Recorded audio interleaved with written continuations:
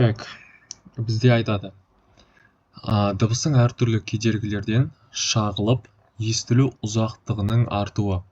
Яғни, мына сөзге мән берейік, естілу ұзақтығының артуы. Егер де бір дыбыстың әртүрлі кедергілерге шағылуы десе, ол бізде әрине жаңғырық болушы еді. Бірақ мұнда мына бір фраза бүкіл нәрсені ауыстырып тұр. Бұл бізде әрине Б варианты ревербация деп аталады. Ревербация деген ол дыбыс толқындарының қабырға, төбе немесе заттар сияқты кедергілерден шағылып, қайта естілуі. Яғни, жаңа дыбыспен қосылып, оның жалғасып тұрғандай әсер береді. Жаңғырық сияқты, бірақ ол үздіксіз болады. Біртіндеп бәсеңдей береді. Солай бола береді. Мысалы, басқа варианттар олар келіспейді. Резонанс ол жиіліктердің сәйкес келу нәтижесінде амплитуданың күрт артуын білдіреді. Ал интерференция деген ол толқынның бір-біріне қосылып, күшейіп немесе бәсеңдеп тұруын береді. Ал бізде дифракция ол толқынның кедергілерден айналып өтуі немесе бүгілуі деген заңдылық. Жалпы бұл бірінші теория түсінікті болды деген ойдамын. Келесі бізде ауаның ылғалдылығын өлшейтін аспап. Енді ауаның ылғалдылығын өлшейтін аспап бізде психометр деп аталады. Яғни сендер мына жақтан көріп тұрсыңдар, бұл жақта мынау, яғни мынау білетін детальдарды айта кетсем, қазір бірінші деталь ол бізде сухой термометр, яғни құрғақ термометр деп аталады. Ол қоршаған ауаның температурасын өлшейді. Одан кейін бізде смаченный термометр дейді. Мынау екіншісі ол қазақша нұсқасын таппадым, қалай аталатын. Бірақ оны сызбаның өзін зерттеп көрдім. Бұл бізде мынаның ішін сумен ылғалдандырады. Ал бізде одан кейінгісі аспирациялық жүйе, үшіншісі. Мына екеуі екіншісі. Аспирациялық жүйе ол бұл вентилятор арқылы ауа ағынын қамтамасыз етеді. Яғни ол мына жақта орналасқан. Одан кейін бізде төртіншісі айтады, қорғаныс қаптамасы. Термометрлерді сыртқы әсерлерден қорғайды. Жалпы осылай. Оның жалпы жұмыс жасау принципі, енді ауаның ылғалдылығын өлшейді. Мысалы, сухой термометр 25 градус Цельсийді көрсетіп тұрса, смоченный термометр 20 градусты көрсетіп тұрса, яғни психрометриялық кесте бойынша ауаның салыстырмалы ылғалдылығы шамамен 60%-ді құрайды. Осылай есептейді екен. Яғни біздегі ауаның ылғалдылығын өлшейтін аспап психометр деп аталады. Келесі бізде магнит өрісіндегі әрбір зарядқа әсер ететін магниттік күштің бағытын анықтайтын. Так, мына жақта менде анықтайтын ереже деген екен. Так, күшін анықтайтын ереже. Бізде әрине бұл бізде ленс, сол қол ережесі деп аталады. Сол қол ережесіне суреттен көріп тұрғандарыңдай, біздің бас бармағымыз күштің бағытын береді, ал алақанға магнит индуктивтілігі түсіп тұрады, бағыты. Ал біздің шығып тұратын саусақтарымыз сол қолымызды осылай жайған кезде бұл ток күшінің бағытын көрсетеді екен. Бізде келесі құбылыс ол теңіз түбіндегі балықтың жарқырау құбылысы. Яғни ол балық болуы мүмкін, медуз, көбіне балықтарда емес, енді бұл шыны керек медузалар мен сегіз аяқтарда су астында көбірек байқалатын құбылыс. Бұл бізде биолюминесценция деп аталады, енді оқылуы да кішкене қиындау болып тұр. Бұл негізі тірі организмдердің өз денесінде жарық шығару қабілеті болып табылады. Бұл құбылыс, яғни ол биологияда да кішкене айтылған бір люциферин деп аталатын бір пигмент бар. Соның әсерінен олар су астындағы тіршілік иелері кішкене жарық бөліп бастайды. Яғни ол жарық квантын шығарған кезде, оны біз судың үстінен көрген кезде, ол бізге жанып тұрған сияқты болып көрінеді. Бұл тек судың астында ғана мәселе емес, бұл мысалы жарық қоңыздары бар ғой, светлячки дейді ғой. немесе осы медузалар, кальмарларда болады, немесе кейбір бактерияларда да болады бұл құбылыс. Келесі бізде тұйық контурда пайда болатын индукциялық тоқтың бағытын анықтайтын ереже, ол бізде Ленц ережесі деп аталады. Яғни Ленц ережесі ол тұйық контурда пайда болатын индукциялық тоқтың бағытын анықтайтын қағида. Яғни индукциялық тоқтың бағыты әрқашан магнит ағынының өзгеруіне қарсы. Яғни мынау магнит ағын өзгеру болса, оған всегда қарама қарсы бағытта әрдайым осы Ленц ережесі әсер етіп тұрады екен. Яғни магнитті катушкаға жақындату арқылы катушкадағы магнит ағыны артады. Мына қолдан көріп тұрмыз қазір. Магнит ағыны артады, одан кейін индукциялық тоқ пайда болады, одан кейін қарсы әрекет жасалынады болған. Яғни пайда болған тоқтың магнит өрісі бастапқы магнит ағынның артуына қарсы бағытталады. Яғни оны азайтуға тырысады екен. Енді бұл нәрсе бізде Ленц ережесі бойынша сипатталады.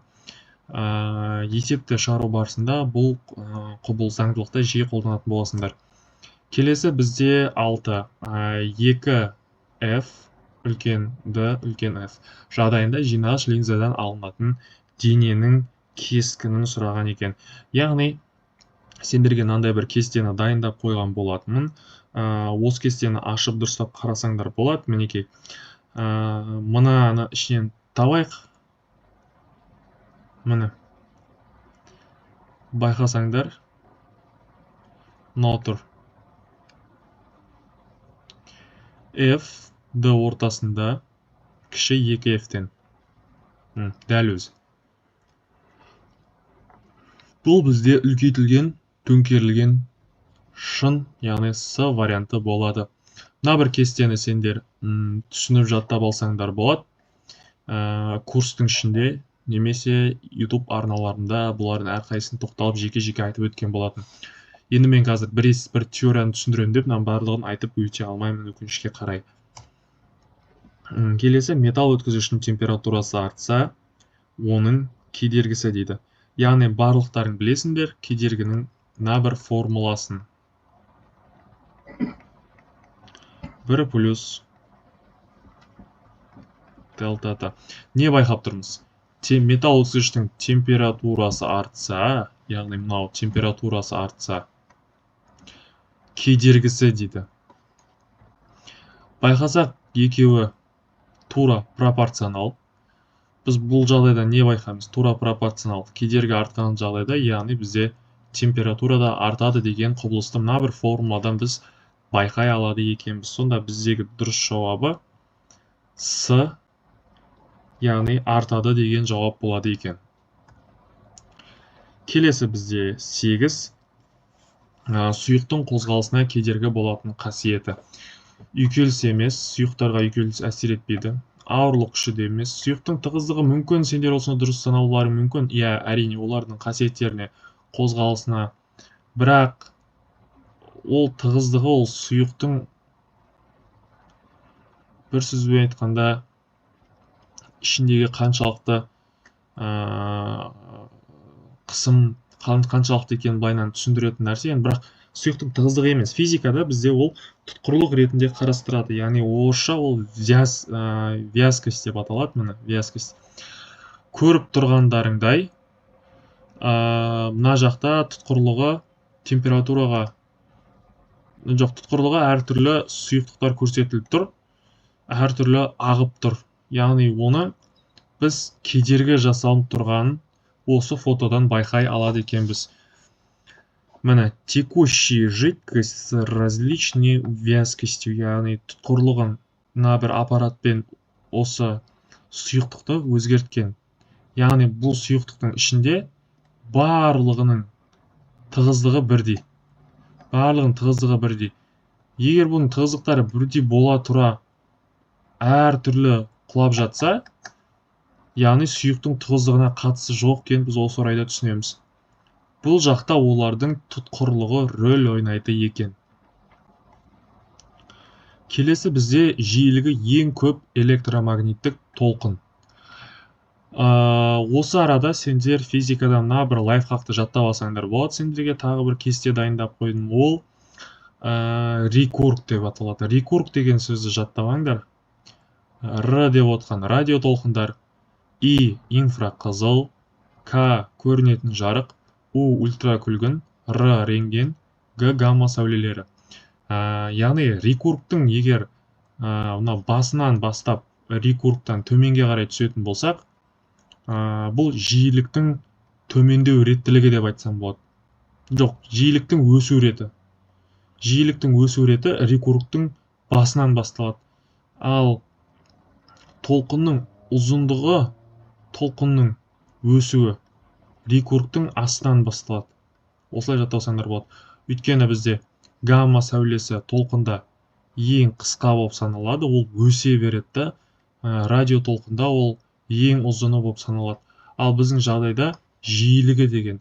Жиілік бойынша, яғни бізде ол не? Рекург, жиілік арту ол R әріпінен басталады. Значит, рекургтың соңғы әріпі екенін түсінеміз. Яғни Г деген әріп. Г ол бізде әрине гамма. Гамма сәулесі. Ол бізде жиілігі ең жоғары толқын болып саналады. Сонда бізде дұрыс жауабы Д варианты болады екен. Келесі бізде гамма сәулесінің магнит өрісінде ауытқу себебі дейді.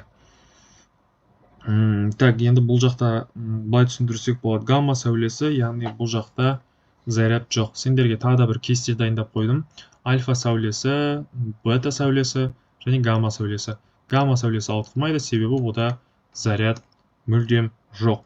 Яғни гамма сәулесі бұл электромагниттік толқын, яғни жарықтың ең жоғары жиілік түрі. Ол жоғары энергияны, яғни жоғарғы энергиялық фотоннан тұрады. Мысалы, магнит өрісіне байланысты қазір айтатын болсам, магнит өрісі тек қозғалыстағы зарядталған бөлшектерге ғана әсер етеді. Яғни, ол Лоренц күші арқылы анықталады. Лоренц күшінің қазір формуласын жазып көрсетейін. Барлықтарын білесіңдер, QVB. Бұл бізде Лоренц күші. Яғни, Q бізде бөлшектің заряды, оның жылдамдығы және магнит өрісі. Яғни, біз бұл жақта заряд оларда 0 болғандықтан, гаммада сәйкесінше бізде мыналар 0-ге көбейтіліп кетеді, Q 0-ге тең болғандықтан. Сол кезде бізде күш тоже 0 болып кетеді. Яғни, бізде ешқандай да күш болмағандықтан, бізде ешқандай да ауытқу болмайды екен. Ауытқу болмаса, бізде әрине ол гамма сәулесі екенін түсінеміз.